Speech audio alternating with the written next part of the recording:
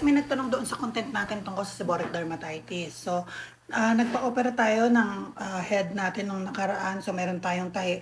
Yung isa may tahi pa, yung isa tanggal na.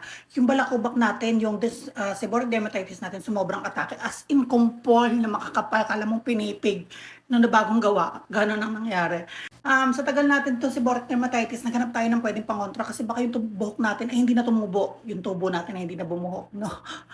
Kaya ang ginawa natin, nag-experiment tayo, bumili tayo ng iba't ibang mga shampoo na pwedeng mga gamitin, mga product mga pwedeng gamitin. Dalawa pa lang natatry ko. Yung isa hindi ko nasasabihin na, pero yung isa, tested ko, na wala talagang balakubak ko, no? Bagong gupit tayo ngayon, no? Thank you, Miss MJ, ha? So, yung balakubak natin nawala, no? Hindi gaano pa, kasi pang 4th day ko pa lang atang gumagamit, eh. Pero, wala na yung makakapal, okay? Eto siya. Na sure na ginagamit ko talaga siya.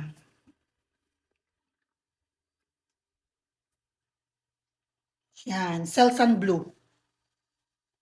I don't know, it's Selsun o Selsun, ha?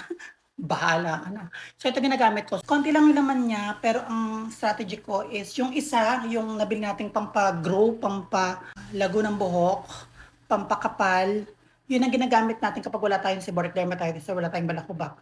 Pero kapag umatake siya or feeling kong meron siya kahit konti or nangangati siya, eto. Kaya pang 4th time ko palang gumagamit ito.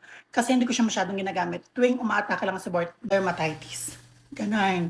So kung gusto mo, try mo din, bumili ka na dyan. At tested ko sa'yo na ginagamit ko siya dahil alam niyo naman lahat na meron tayong seborrheic dermatitis. Okay?